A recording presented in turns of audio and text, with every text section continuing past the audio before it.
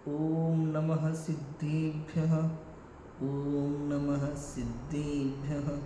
ॐ नमः सिद्धेभ्यः। नमो अरिहन्ताणं, नमो सिद्धाणं, नमो आयर्याणं, नमो उवज्झायाणं, नमो लोई सव्यसाहूणम्।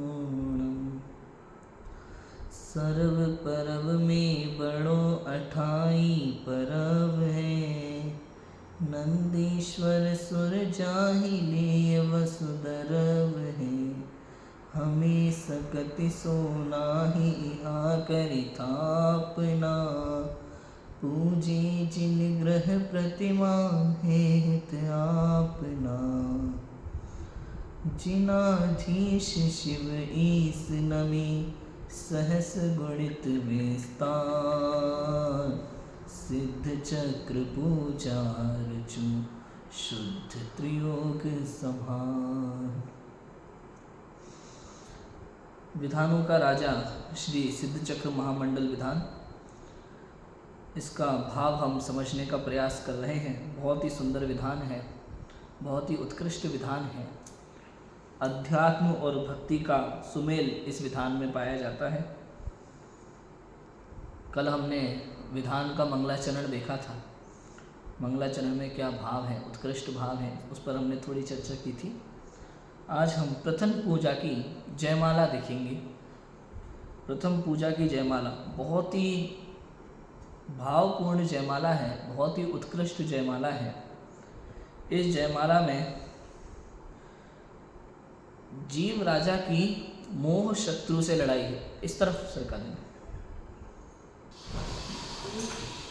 इस जयमाला में जीव राजा की मोह शत्रु से भयंकर लड़ाई होती है। महाभारत जैसा युद्ध है इसमें, एक तरह से देखा जाए तो। और ये जो पहला गुणस्थानवर्ती जीव है, अनादिकाल से संसार में दुखी है, अनेक पर्यायों में अनादिकाल से दुखी होता आ रहा है। यही जीव किस प्रकार पुरुषार्थ पूर्वक अपने पुरुषार्थ से आत्म स्वभाव साधन द्वारा सिद्ध दशा को प्राप्त होता है, इसकी पूरी चर्चा इस जयमाला में है। बहुत ही सुंदर जयमाला है ये प्रथम पूजा की जयमाला और अन्य पूजाओं की जयमाला में थोड़ा सा अंतर है। अन्य पूजाओं की जयमाला में जिनेंद्र भगवान की उत्कृष्ट भक्ति है। कैसी भक्ति है? उत्कृष्ट भक्ति है।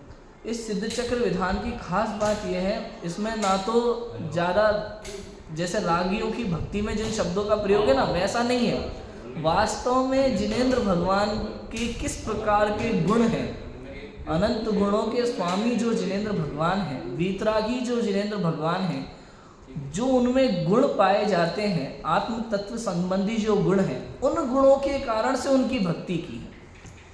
समझ में आया? इस दृष्टि को ध्यान में रखते हुए इधर जिनेंद्र भगवान की, सिद्ध भगवान की भक्ति की है। और ये पहली जयमाला में तो किसी भी संसारी जीव की कथा है, एक तरह से प्रथमन योग है, कहानी है हमारी कि कोई भी जीव संसार दशा से मुक्त दशा को किस प्रकार प्राप्त होता है, उनकी कथा है इसमें प्रथम जयमाला में। पढ़े जयमाला, देखो सिद्ध चक्र विधान प्रथम पूजन की जयमाला। इसका अर्थ देखते हैं हम। जयारत भारत महा, गारत करी जय पाए। विजय आरती तिन कहूँ, पुरुषार्थ गुण गाय। कि जग आरत भारत महा, ये जो जग है, ये जो संसार है, आरत माने आर्त ध्यान में दुखी है। आर्त ध्यान रौद्र ध्यान होता है ना। आर्त ध्यान में क्या होता है? जीव रोता है, बिलखता है, दुखी होता है, जिसको कहते हैं इष्ट वियोग, अनिष्ट संयोग। किसी अपने इष्ट का वियोग होने पर जिस तरह से शोक संतप्त होता है ये जीव, किसी अनिष्ट का, किसी शत्रु का संयोग होने पर जिस प्रकार यह जीव शोक संतप्त होता है, दुखी होता है, आर्त ध्यान में रमता है, उस अपेक्षा से यहाँ आर्त शब्द दिया। जग आरत भारत माँ, ये संसार महादुख का सागर है, ऐसा कहते हैं। कैसा है ये संसार? महादुख का सागर है। दूसरा एक और चीज कि जग आरत महाभारत महा, एक और तरीके से अर्थ निकालें तो इस संसार में जो विशेष महाभारत है उसकी हम यहाँ आरती गाएंगे, मतलब गुणगान करेंगे। समझ में आया? यहाँ पे एक महाभारत का गुणगान होने वाला है। जैसे जो महाभारत का युद्ध हुआ था ना, बिल्कुल उसी प्रकार से एक युद्ध का गुणगान होगा यहाँ पे। जय आरत भारत महा, गारत करी जय पाए। गारत माने उन दुखों को, गारत माने गड्ढे में डाल दिया, नष्ट कर देना, समझ में? गड्ढे में डाल देना, नष्ट कर देना। गारत करी जय पाए माने विजय प्राप्त करना। संसार के अनंत दुखों पर विजय प्राप्त करने की ऐसी महागाथा इस प्रथम जयमाला में है। विजय आरती तिन कहूं, उस विजय को जो प्राप्त किया है उसकी आरती माने गुणगान। समस्त संसार में आरती शब्द पढ़ते ही दीपक की याद आती है। दीपक लो और भगवान की आरती उतारने लग जाओ, लेकिन ऐसा नहीं है। आरती शब्द का अर्थ होता है गुणगान करना। अपने यहाँ जहाँ जहाँ आरती शब्द है, पंचमेरु की आरती पढ़े सुने जो कोई, ये जो आरती शब्द है इसका अर्थ है गुणगान से। दीपक से आरती उतारने से इसका कोई संबंध नहीं। विजय आरती तिन कहूँ, विजय की आरती मतलब उसका गुणगान करेंगे। कैसे? संसार के अनंत दुखों पर जीव राजा विजय प्राप्त करता है, उसकी आरती करेंगे। पुरुषार्थ गुण का है, किसके द्वारा विजय प्राप्त करेगा? पुरुषार्थ से, अपने पुरुषार्थ से, अपने आत्म स्वभाव साधन द्वारा ये जीव क्या करेगा? सिद्ध दशा को प्राप्त करेगा, मुक्त दशा को प्राप्त करेगा, विजय को प्राप्त करेगा। उसकी आरती गाएंगे, उसका गुणगान करेंगे। देखो सबसे पहले क्या होता है, पढ़ते हैं पहला चरण। जय करण कृपाण सुप्रथम बार, मिथ्यात सुभट कीनो प्रहार, दिन कोट विपर्य मति उलंघी, पायो समकित थल थिर अभंग। क्या लिखा? जय करण कृपाण सुप्रथम बार, पहली बार में, प्रथम बार में क्या करते हैं? कृपाण माने तलवार से। कौन सी तलवार से? करण रूपी तलवार से। करण माने परिणाम, करण माने परिणाम, शुद्धोपयोग रूप परिणाम। यहाँ पे करण का अर्थ करण लब्धि से भी लिया है, समझ में? करण माने करण लब्धि। एक बार करण लब्धि का जो पहला समय, करण लब्धि में तीन भेद, अधय करण, अपूर्व करण और अनिवृत्ति करण। अधय करण का प्रथम समय, ध्यान रखना, शुरू की चार लब्धि, दर्शन, विशुद्धि, देशना और प्रायोग्य, है ना? चार लब्धि जो है शुरू की, क्षयोपशम, विशुद्धि, देशना और प्रायोग्य, तो उन चार लब्धि तक ये जीव पहुंच जाए तो सम्यक दर्शन की कोई गारंटी नहीं। लेकिन अधःकरण का प्रथम समय भी शुरू हो गया तो गारंटेड सम्यक दर्शन होगा ही, ऐसा है। तो करण रूपी परिणाम मतलब अधःकरण से, करण लब्धि से, करण लब्धि रूपी तलवार से प्रथम बार, पहली बार में ही, पहले बार में ही, प्रथम बार, दो तरह, पहली बार में ही, पहले बार में ही, युद्ध की दृष्टि से देखें तो मिथ्यात सुभट कीनो प्रहार, मिथ्यात रूपी जो सुभट माने शत्रु है, महाशत्रु है, या कहें कि महाबलवान योद्धा है, उस पर क्या किया? प्रहार किया। इसको अपन सेनापति का नाम दे सकते हैं ना जी भाई, हमें मिथ्यात्व रूपी सेनापति, सामान्य योद्धाओं से बढ़कर है ये थोड़ा सा, महासेनापति। जब तक सेना नायक जिंदा है तब तक युद्ध जारी है अभी, पर मैं सेनापति पर सबसे पहले प्रहार किया। ये सेनापति छोटा मोटा नहीं है, इस सेनापति के भी दो भेद है अभी, दर्शन मोह और चारित्र मोह। सबसे पहले दर्शन मोह पे प्रहार किया यहाँ, पर मैं जैसे बाहुबली मूवी में ना दो सेनापति है, दो भाई रहते हैं ना, तो दो भाई मतलब दो सेनापति हो गए, एक सेना की टुकड़ी का एक नेतृत्व करता है, एक सेना की टुकड़ी का एक नेतृत्व करता है। तो एक पे प्रहार किया सबसे पहले, जो ज्यादा खतरनाक था, दर्शन मोह, उस पे प्रहार किया। किसने? जीव राजा ने। जय करण कृपाण सुप्रथम बार, मिथ्यात सुबट कीनो प्रहार, दृढ़ कोट विपर्य मति उलंघी, पायो समकित थल थिर अभंग। ओहो, मतलब सेनापति पे वार करने के बाद सबसे पहले किले के अंदर घुसने की कोशिश है। अब जब भी आपको किसी शत्रु को जीतना होता है ना, तो सब आपको क्या करना होता है कि किले पे जाकर के अपना झंडा लहराना है ना। दूसरे शत्रु के किले पे जाकर के उसका झंडा उतार करके आपका झंडा वहाँ लहराना चाहिए। तो ये क्या कर रहे हैं, सेनापति पे एक पे वार किया, दर्शन मोह पे मिथ्यात्व खत्म। उसके बाद उसके साथ क्या हुआ, दृढ़ कूट विपर्य मति उल्लंघी।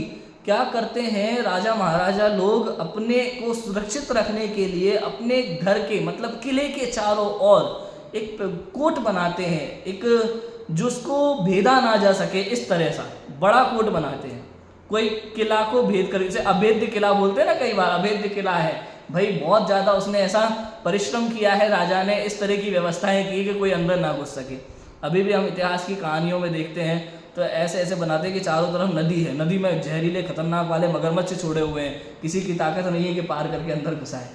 इस तरह से कुछ नकली पुल बनाए होते हैं कि पुल पे आओ और टूट जाए, उसी को पता है कि कौन सा पुल असली है कौन सा नकली है, ये सब होता है।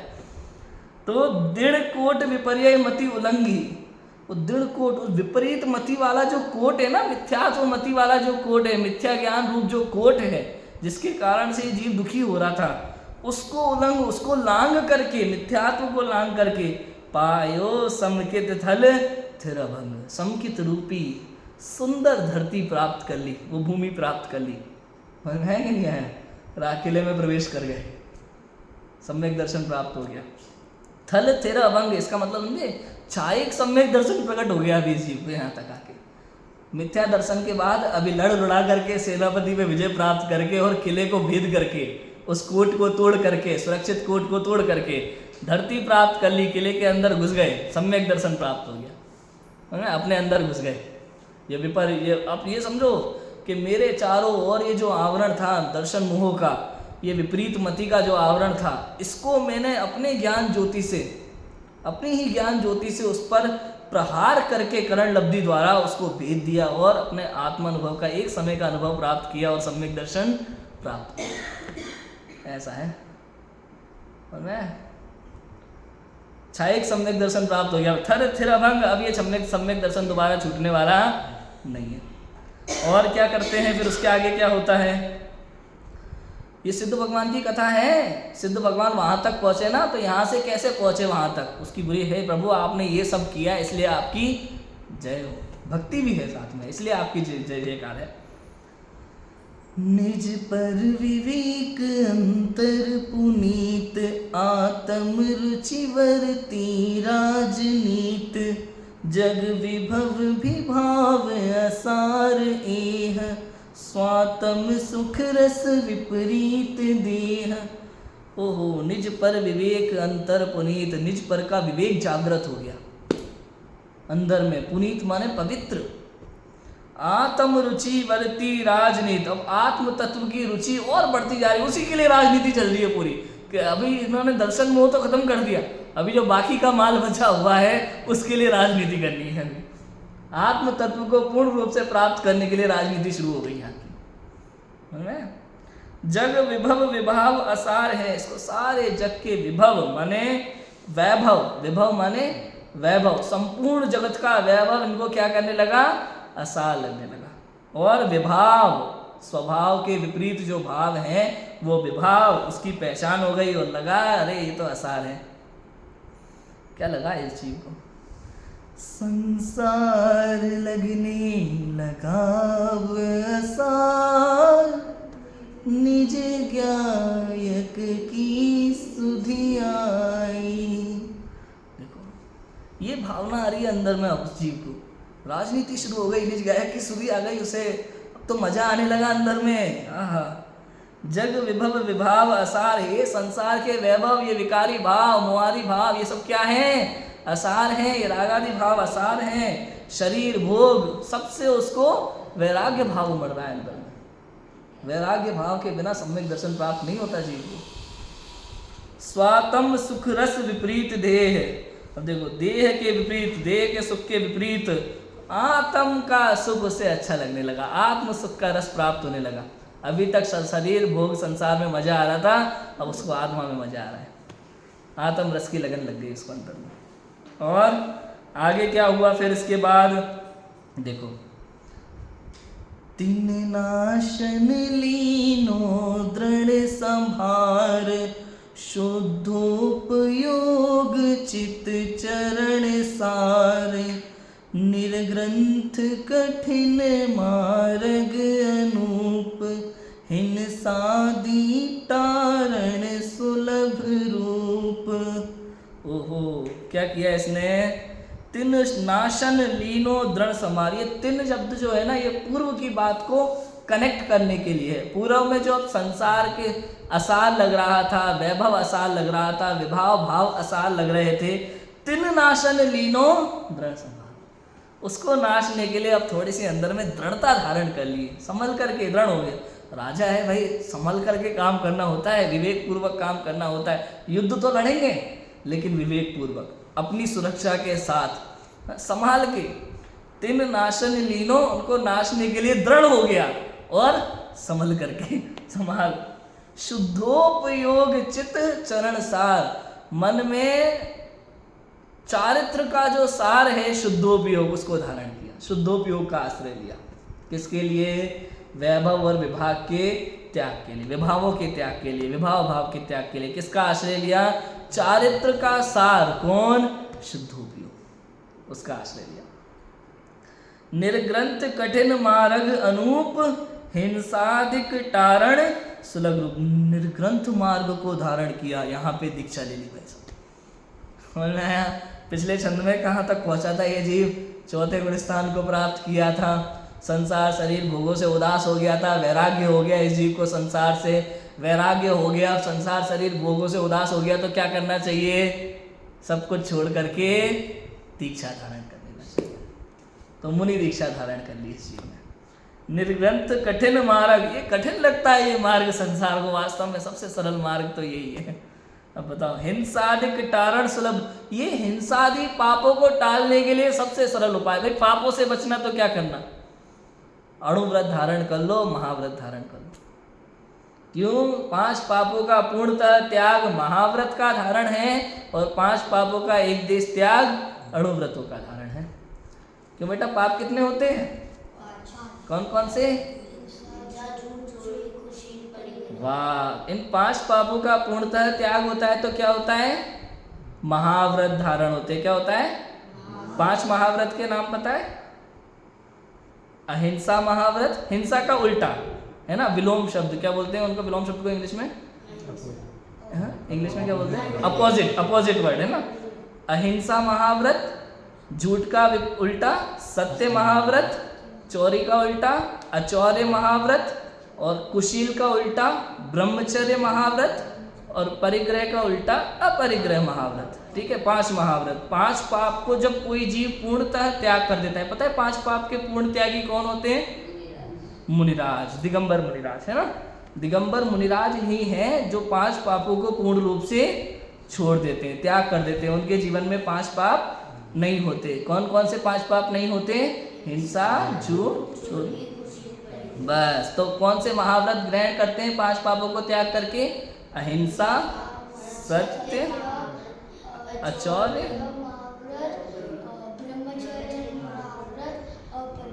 बहुत बढ़िया। देखो कितने इंटेलिजेंट बच्चे, एक बार में याद हो गया बच्चे को, है कि नहीं। तो 5 महाव्रत धारण कर लिए। सबसे सरल उपाय हिंसादिक तारण सुलभ रूप, बहुत सुलभ है। हिंसादि से बचना है तो निर्ग्रंथ दशा अंगीकार कर ली। अब ना तो घर गृहस्थी की चिंता, ना व्यापार की चिंता, आत्म ध्यान में मस्त है, ज्ञान ध्यान में लीन है, विषय कषाय आरंभ से रहित है पूर्ण रूप से, और शुद्धोपयोग का 7वें 6वें गुण स्थान में झूल रहे हैं आराम से। अभी देखो समझ में आ गया। आगे और क्या करते हैं, अब देखो कैसा होता है दिगंबर मुनिराजों का जीवन।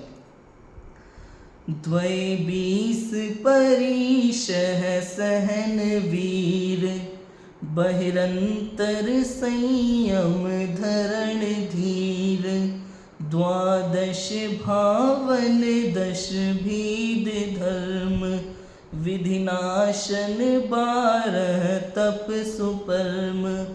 द्वै 20 परिशह सहन वीर, 22 परिशहों को सहन करने के लिए जो वीर हैं।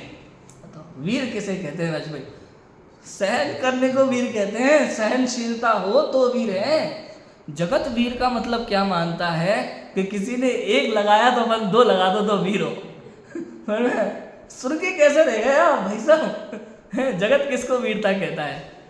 कोई चार बातें कहते, अभी भी लोग बोलते हैं कोई दो बात कह दे तो चार बात सुना देना, नहीं तो कायर रहोगे। अरे नहीं भैया, सहन करने में वीरता है। देखो 22 परिसर को सहन करने वाले हमारे दिगंबर मुनिराज महावीर हैं।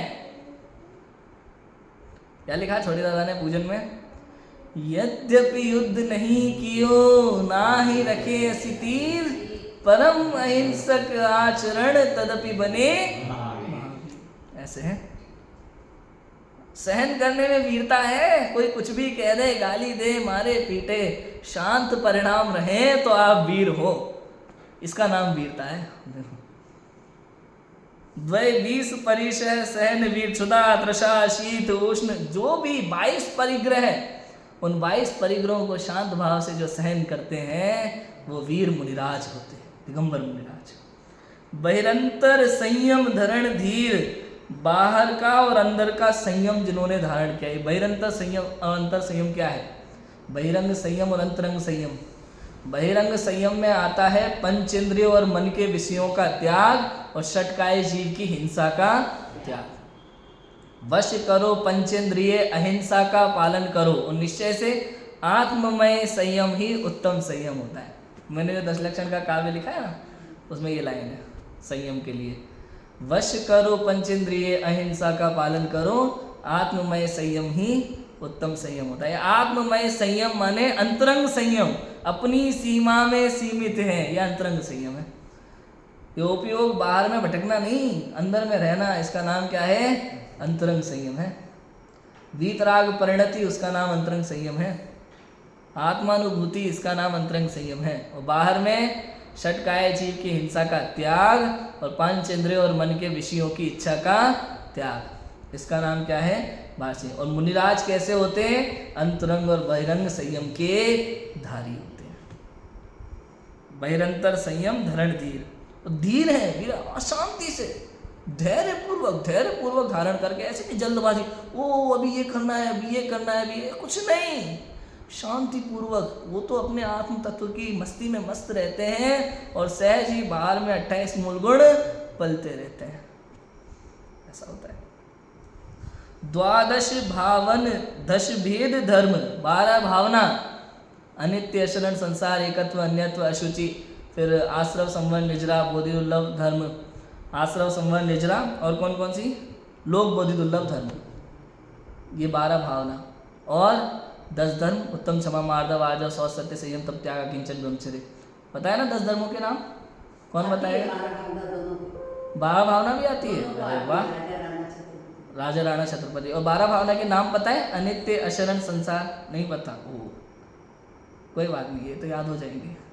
और 10 धर्मों के नाम तो आपको याद ही है ना।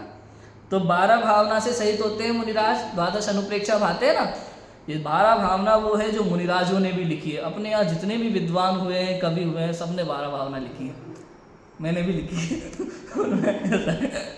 तो 12 भावन, 10 वेद धर्म, 10 प्रकार के धर्म के धारी, 10 लक्षण धर्म के धारी कौन होते हैं? दिगंबर मुनिराज। जितने जितने अंश में कषायों का अभाव होता है, उतने उतने अंश में वो व्रतों के और 10 लक्षण धर्म के धारी होते हैं। ऐसा है। विधि नाशन 12 तप सुपर्म, विधि माने कर्म, विधि माने यहाँ अर्थ क्या है? कर्म। कर्म रूपी विधि को नाशने के लिए 12 तपों को जिन्होंने धारण किया है, पूरा लगा लो। 22 परिचय को सेना, अंतरंग बहिरंग परिग्रह को धारण करना धीरता पूर्वक, 12 भावना, 10 धर्म और 12 तप, ये सब किसके लिए हैं? कर्मों के नाश के लिए। ये पूरी 22 सेना है जीव राजा की। अंतरंग परिणाम तो निर्मल है, उसके अंतरंग परिणाम वीतराग परिणति के साथ में बाय में जो चरित्र का पालन हो रहा है, ये सब निमित्त नैमित्तिक संबंध है। परिणामों का और शरीर की क्रिया का क्या है? निमित्त नैमित्तिक संबंध होता है। ये सब बाह्य सेना है जीव की, कर्मों से बचने के लिए। और फिर क्या कहते हैं? और क्या क्या किया भैया? देखो, शुभ दया हित धरि समिति सार, मन शुद्ध करण त्रय गुप्ति धार, एकाकी निर्भय निसहाय, विचरो प्रमत्त नाशन उपाय। ये पूरा मुनिराज का स्वरूप आ गया, समझ लें 3 छंदों में। शुभ दया हेत धरि समिति सार, शुभ दया का पालन करने के लिए क्या किया? 5 समिति को धारण किया। जीव दया का भाव है 5 समिति में। किसी भी जीव की हिंसा ना हो, उठते समय, बैठते समय, लेटते समय, शौचादि क्रिया के समय, चलते समय, किसी भी समय जीव हिंसा ना हो, उससे बचने के लिए क्या किया? बोलते समय जीव हिंसा ना हो, भाषा समिति। भाषा समिति ये भाषा की अहिंसा कहलाती है। जब आप हित मित प्रिय वचन बोलते, पहले तो वचन गुप्ति लिखा ना, मन शुद्ध करण त्रय, मन की शुद्धि के लिए 3 गुप्ति को धारण किया। मन गुप्ति, काय गुप्ति, वचन गुप्ति। और ये जो हित मित प्रिय वचन बोलना होता है ना, किसी जीव को बुरा न लगे, इसको कहते हैं भाषा की अहिंसा। भाषा की भी अहिंसा होती है, बोलने की भी अहिंसा। अगर हम किसी जीव को गाली देते हैं तो वो हिंसा है। हिंसा की परिभाषा में भी है ये। तो किसी जीव का मन दुखता है ना गाली देते हैं तो, और किसी जीव को मारना, सताना या उसका दिल दुखाना। तो किसी को हम कुछ कह देते हैं तो उसका दिल दुखता है ना, उसको डांट देते हैं, कुछ गलत बोल देते हैं, गाली देते हैं तो दिल दुखता है उसका, तो हिंसा तो हुई। दूसरा, हमने जो अपनी भाषा में गंदे शब्दों का प्रयोग किया वो भाषा की हिंसा कहलाती है, ऐसा है। और त्रयगुप्त, एकाकी, एकाकी, एकाकी विचरण कर रहे हैं वन में, जंगलों में। एकाकी का मतलब क्या? अपने में मस्त।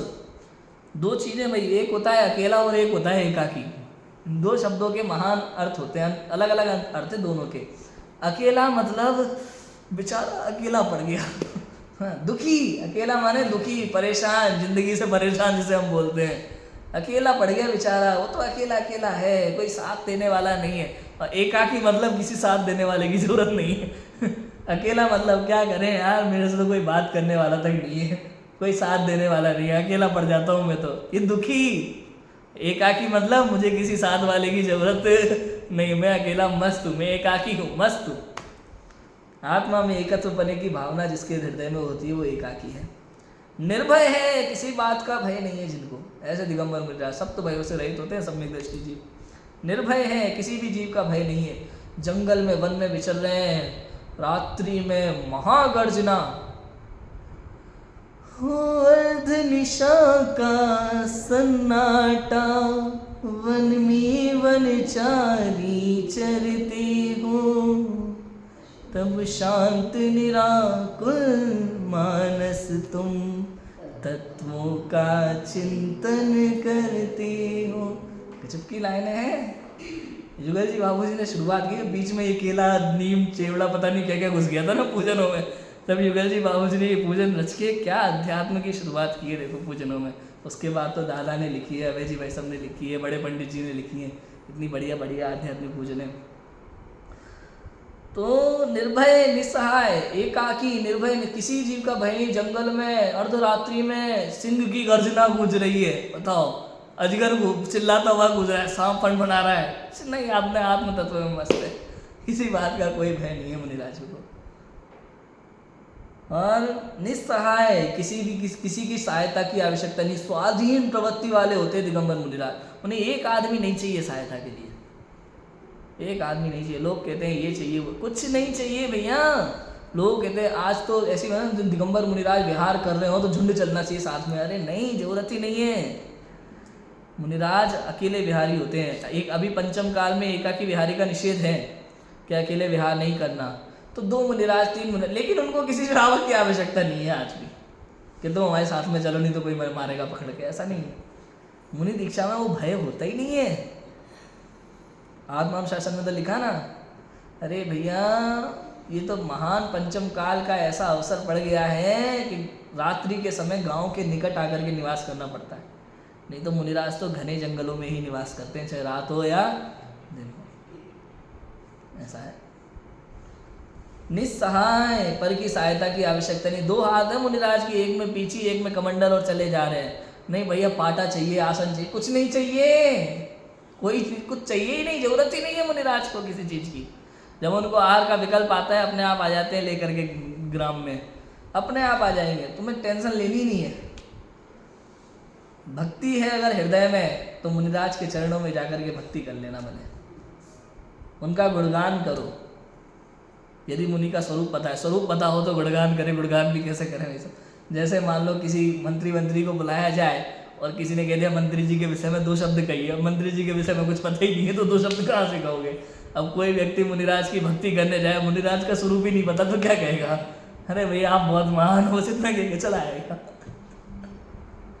स्वरूप पता होना बहुत जरूरी, पंच परमेष्टि के स्वरूप पता होना बहुत जरूरी, तभी आप भक्ति पूजा कर सकते हो, नहीं तो नहीं कर पाओगे। विचरो प्रमत्त नासन उपाय। अब ये सारी चीजें होते हुए 5 समिति है, 10 धर्म है, 12 भावना है, 22 परिचय का सहन है, और क्या था, अंतरंग बहिरंग संयम है, 12 तप, ये सारी चीजें होने के बाद, निर्ग्रंथ दीक्षा धारण करने के बाद 6वें गुण स्थान में अभी हैं। अभी अपन 6वें गुण स्थान का वर्णन पढ़ रहे हैं।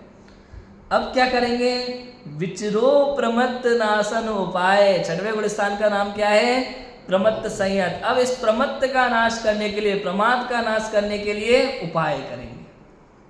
अब इसका उपाय करें, 6वें गुण स्थान से ऊपर जाने की बात आएगी। अब पढ़े, देखो, लकी मोह शत्रु पर चंड जोर, तिस हनन शुक्ल दल ध्यान जोर, आनंद वीर रस हिये छाय, छायक श्रेणी आरंभ थाय। अब ऊपर चढ़ना शुरू होगा 6वें गुण स्थान से ऊपर। लकी मोह शत्रु प्रचंड जोर। मोह शत्रु का प्रचंड जोर देखा है इनने। कौन से मोह शत्रु का, चारित्र मोह का। दर्शन मोह तो पहले ही खत्म कर दिया, छायक सम्यक दृष्टि होकर के आए ना अपन यहाँ तक। तो अभी चारित्र मोह का जोर देखो, चारित्र मोह का जोर इनको जोर लग रहा है, हमें लगता ही नहीं है अभी कुछ। जबकि 3 कसाय चौकड़ी का अभाव है अंदर में, खाली संजुलन कसाय है, फिर भी उनको कठिन लगता है, जोर लग रहा है, अच्छा नहीं लग रहा उनको। एक बार आत्मा का अतीन्द्रिय आनंद का स्वाद आता है ना, तो बाहर में रहना अच्छा नहीं लगता। लकी मोह शत्रु प्रचंड जोर, तिस हनन शुक्ल धन ध्यान। उसके हनन के लिए शुक्ल ध्यान का पहला पाया शुरू किया। पहले शुक्ल ध्यान की श्रेणी चढ़ी। अभी पंचम काल में शुक्ल ध्यान नहीं है, धर्म ध्यान। वो धर्म ध्यान भी सम्यक दृष्टियों को होता है वास्तव में। अभी चरणानियों की दृष्टि से तो अपन देखें तो मंदिर जाना, पूजा करना सब धर्म ध्यान कहलाने लगेगा, लेकिन वास्तव में कर्णानियों की दृष्टि से आप देखो तो 4थे गुण स्थान के पहले धर्म ध्यान होता ही नहीं, ऐसा है। शुक्ल ध्यान से अब देखो उसमें भी 7वें गुण स्थान के 2 भेद होते हैं, स्वस्थान अप्रमत्त और सातिशय अप्रमत्त। स्वस्थान को अपन निरतिशय भी कह सकते हैं। तो स्वस्थान अप्रमत्त 7वें 6वें में जो झूलने वाले मुनिराज हैं वो स्वस्थान अप्रमत्त दशा तक होंगे। पंचम काल में वहां तक ही जा सकते हैं, इसके ऊपर जाने की व्यवस्था नहीं। अब इसके ऊपर जाने के लिए सातिशय अप्रमत्त गुण स्थान से 8वें गुण स्थान से अपन लो तो वहां से छपक श्रेणी चढ़ेंगे। 2 रास्ते हैं वहां से, उपसम श्रेणी का और छपक श्रेणी का। 8वां 9वां 10वां 11वां गुण स्थान, 11वें से फिर नीचे गिनना ही गिनना है, ये उपसम श्रेणी का है। और 8वां 9वां 10वां और सीधा 12वां ये छपक श्रेणी का गुण स्थान, ठीक है। छायक श्रेणी, अब आनंद वीर रस ये चाहे, आनंद का वीर रस चाह रहा है अंदर में। देखो लड़ने जा रहे हैं, मोह शत्रु से लड़ने जा रहे हैं, लेकिन फिर भी अंदर में क्या है, आनंद है। ये कहते हैं राजा अपने शत्रु से लड़ता है ना, कोई बड़ा राजा हंसते हुए जाता है, जिसको अपने ऊपर कॉन्फिडेंस होता है। आप सोचो बच्चों, जब लोग आपस में ग्रुप में लड़ाई करते हैं ना, तो जिनको कॉन्फिडेंस अच्छा होता है वो कैसे मजे ले लेकर मारते हैं दूसरों को, हंसते हुए मारते हैं, एकदम खुश होकर के, मतलब रोते नहीं है दुखी, अरे यार कैसे युद्ध करेंगे, उसका बल ज्यादा हुआ तो, मर मुरा गए तो।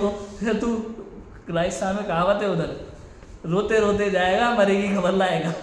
रोते रोते पहले से ही रो रहा है तो निश्चित रूप से मर के आएगा। ऐसा है। आनंद वीर रस, वीर रस में छपक श्रेणी चढ़ने के लिए वीर रस का प्रयोग किया है शास्त्रों में।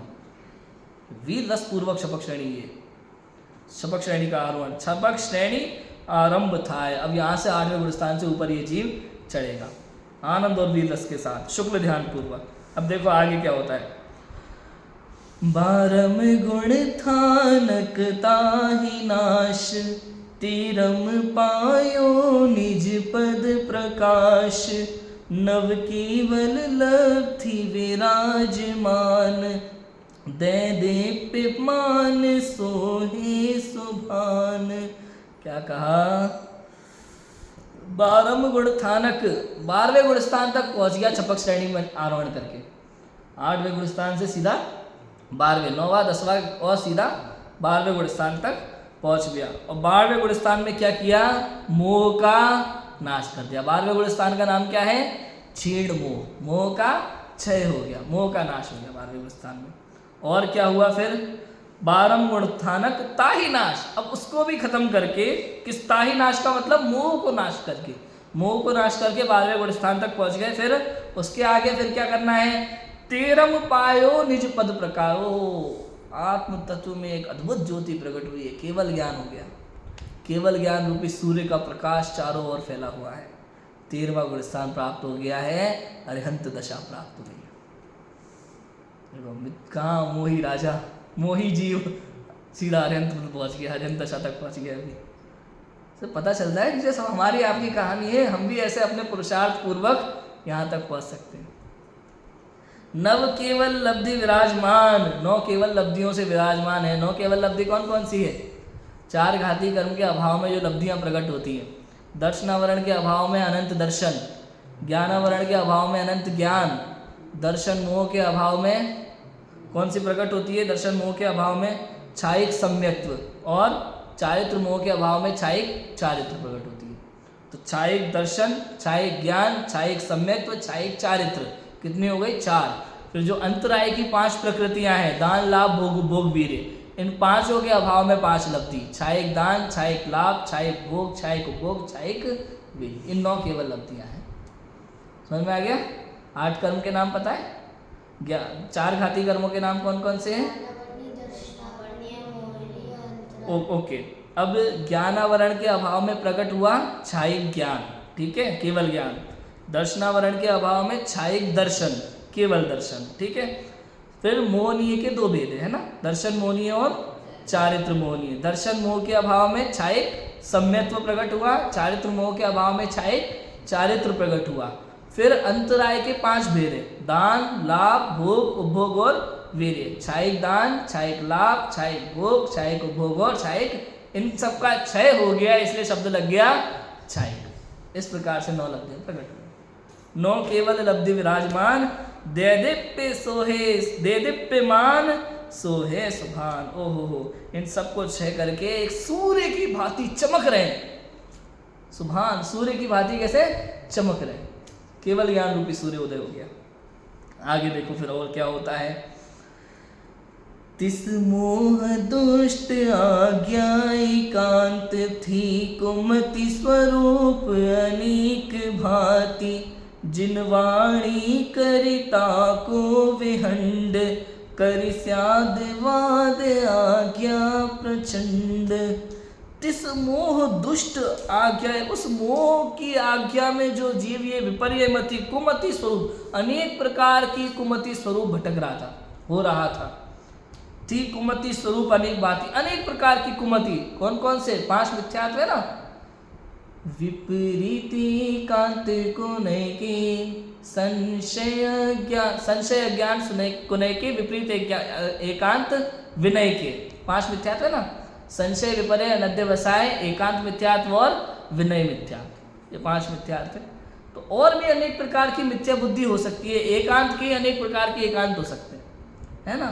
तो तिस मोह दुष्ट आज्ञा एकांत, उस मोह की आज्ञा में रह करके, उस मोह के आवरण के कारण से, उसकी आज्ञा में रह करके उससे दब रहा था ये जीव।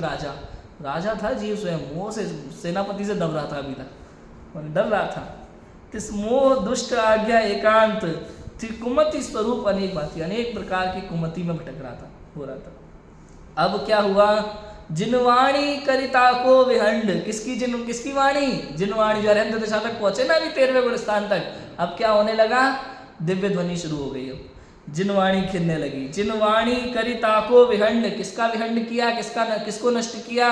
मिथ्यात्व को नष्ट किया। वो जो एकांतवाद रूप जिनवाणी थी ना, एकांतवाद रूप जो वाणी थी ना, अन्य मतों की वाणी थी, जो मिथ्या वाणी थी, उसको नष्ट किया।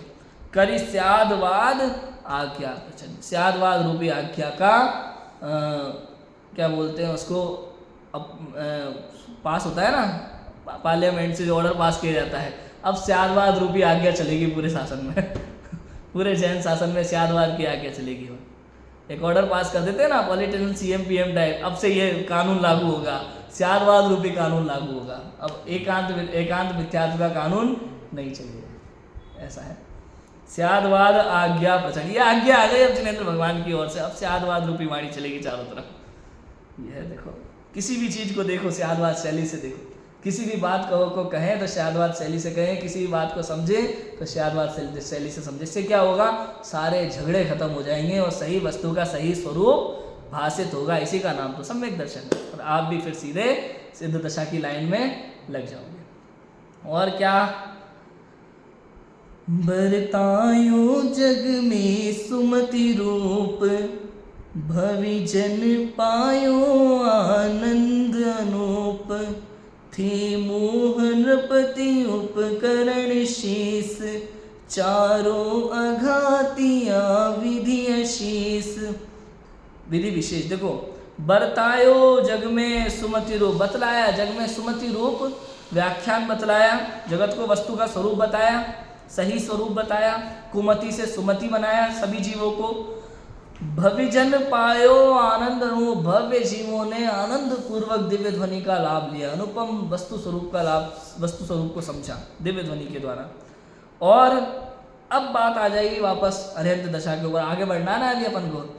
थे मोह नृपति उपकरण शेष, इस मोह जो राजा था दूसरा, जीव राजा के विरुद्ध में जो मोह रूपी शत्रु था, मोह राजा था, उस मोह राजा के उपकरण जो शेष बचे हुए थे, अघाती कर्म, चारों अघातियां विधि विशेष, विधि माने कर्म, चारों अघातियां जो विशेष कर्म बचे हुए थे इस मोह शत्रु के जो विशेष थे, समझ में आया, मोह राजा के।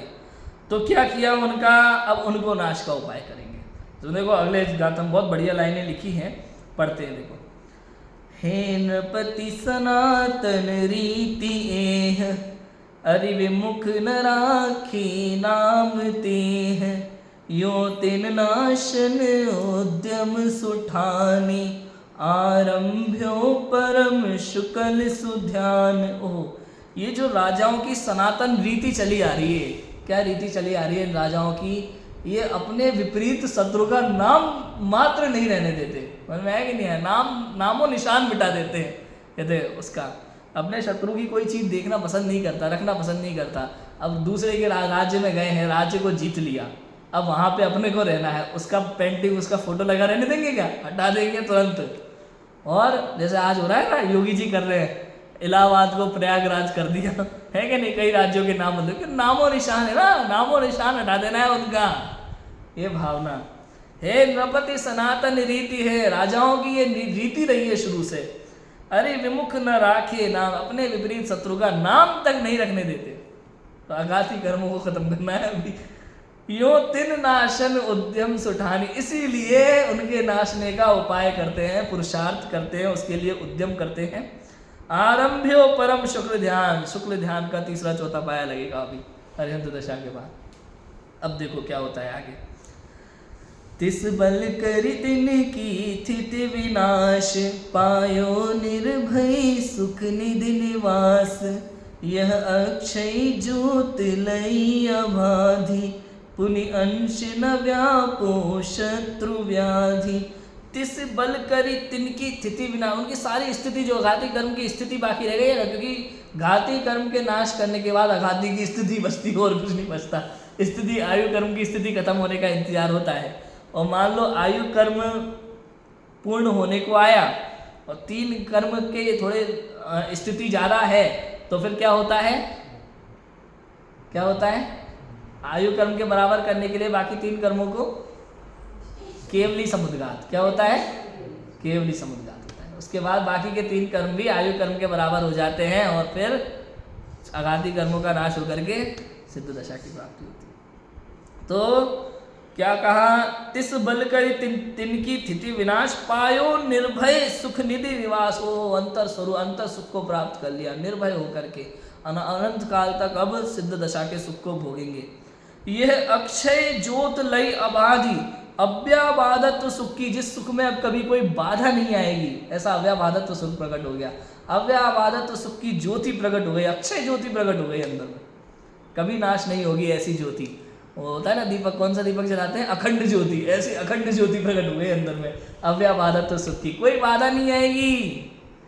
पुनि अंश न व्यापो शत्रु व्याधि, अब शत्रु का अंश भी बाकी नहीं रहा, ऐसा है। और शाश्वत स्वाश्रित सुख श्रेय स्वामी, है शांति संत तुम कर प्रणाम, अंतिम पुरुषार्थ फल विशाल, तुम विल सो सुख सो अमित काल। ओहो, हे शांति संत तुम कर प्रणाम। संत कवि कहते हैं हम आपको सिद्ध दशा को, हे सिद्ध भगवान हम आपको प्रणाम करते हैं। जो कैसे हैं सिद्ध भगवान, शाश्वत है, अनंत काल तक शाश्वत है, नित्य है। शाश्वत अपने आश्रित है, अपने आश्रय में रहने वाले हैं, अपने सुख को भोगने वाले हैं। शाश्वत सुख श्रेय, स्वयं के आश्रय से उत्पन्न हुआ जो सुख है उसको भोगने वाले हैं, स्वामी हैं और कल्याणकारी हैं। अंतिम पुरुषार्थ फल विशाल, अंतिम पुरुषार्थ का ये फल उन्होंने प्राप्त किया है, मोक्ष पुरुषार्थ का फल उन्होंने प्राप्त किया है, जिसके कारण से अब वो अनंत काल तक अनंत सुख को भोगेंगे, ऐसा है। तुम विलसो सुख सो अमित काल, अंतिम पुरुषार्थ फल विशाल, या अंतिम पुरुषार्थ का फल है तुम विलसो, विलास करो, किसमें, अपने अनंत सुख में। कब तक, अनंत काल तक। ये जयमाला का अर्थ है। इसके बाद और लाइनें हैं, देखो पढ़ते हैं। पर समय विदूरित पूरित निज सुख समय सार चेतन रूपा, नाना प्रकार पर का विकार सब टार लसे सब गुण भूपा, ते निरावरण निर्देह निरूपम सिद्ध चक्र पर सिद्ध जजू, सुर मुनि नित्य ध्यावे आनंद पावे, मैं पूजत भव भार तजू। पर समय विदूरित, पर समय कौन है, पर समय पहला तो समय सार में तो ऐसा लिखा जो कर्म प्रदेशों में, कर्म के प्रदेशों में स्थित रहता है वो पर समय है। उद्गल के प्रदेशों में स्थित है वो क्या है, पर समय। पर द्रव्य को अपना मानता है वो कौन है, पर समय। प्रवचन सार के हिसाब से देखें तो पज्जय मूढ़ा ही पर समय। ये जो पर समय है, ये जो मोही जीव है, ये पर समय मिथ्या तत्व आदि का विदूरित नाश करता है। क्या करता है, मिथ्यात्व को नष्ट करता है और पूरित निज सुख समय सार चेतन पूरा, अपने निज सुख से जो परिपूर्ण है ऐसा जीव राजा। समय सार चेतन रूपा, समय सार मतलब समय का अर्थ होता है आत्मा, और आत्मा का सार माने द्रव्य कर्म भाव कर्म नौ कर्म से रहित ऐसा शुद्ध आत्मा, उसको क्या कहते हैं, समय सार, जो अपने चैतन्य रूप से परिपूर्ण है, चैतन्य रूप वाला है, चैतन्य स्वभाव वाला है। नाना प्रकार पर का विकार सब टार लसे सब गुण रूपा, नाना प्रकार से पर संबंधी जो भी विकार आत्मा में उत्पन्न होते थे उन सबको पूर्ण रूप से नष्ट कर दिया है और अनंत गुण जिनके प्रकट हो गए। ते निरावरण, ते अब वो कैसे हैं, निरावरण, किसी भी प्रकार के किसी भी कर्म का उनके ऊपर आवरण नहीं है। निर्देह है मतलब अशरीरी है, देह से रहित है। निरूपम है, इनकी कोई उपमा नहीं दी जा सकती इनको, ऐसे निरूपम है। सिद्ध चक्र, सिद्धों का समूह, अनंत सिद्ध। पर सिद्ध जजू, जो स्वयं से सिद्ध हुए हैं। परम सिद्ध, पर सिद्ध माने परम उत्कृष्ट, ऐसे सिद्धों को जजू माने उनकी पूजा करूं। सुर मुनि नित्य ध्यावे, सुर और मुनि, सुर में स्वर्ग के सब आ गए देवी देवतागण, और मुनि माने हम मनुष्यों में सर्वश्रेष्ठ कौन है, मुनिराज, मुनिराज है। तो सुर मुनि माने सारे देवगण, देवगति के जीव आ गए, मुनि माने सारे मनुष्य के।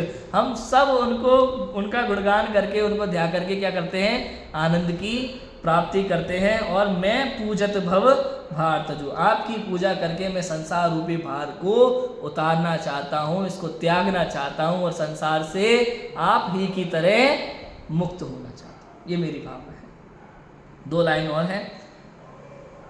तुम गुण अमल अपार, अनुभवते भव भय नशी, संत सदा चित धार, शांति करो भव तप हरो। तुम गुण अमल अपार, आप गुण के सागर हो। कैसे गुण है, अमल माने निर्दोष गुण है। किसी भी प्रकार के मल से रहित है, निर्दोष गुण है। अपार माने अनंत गुण है, अनंत गुण का साम्राज्य है आप।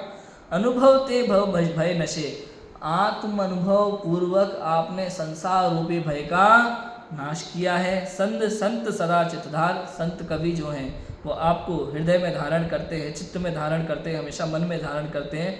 शांति करो भव तप हरो, क्योंकि आप संसार रूपी तप को शांत करने वाले हैं, आप संसार रूपी तप को शांत करने वाले हैं। ऐसी भावना भाते हुए मैं संत कवि आपको हृदय में धारण करता हूँ। मैं संत कवि नहीं, मैं संभव, और आप सब, हम सभी जीव अनंत सिद्धों को अपने हृदय में विराजमान करते हैं, उनके गुणों को ध्याते हैं, ताकि उनके जैसे गुण हम में भी प्रकट हों। ऐसी मंगल भावना से जी की बात का विराम लेते हैं। ओम नमः सिद्धि।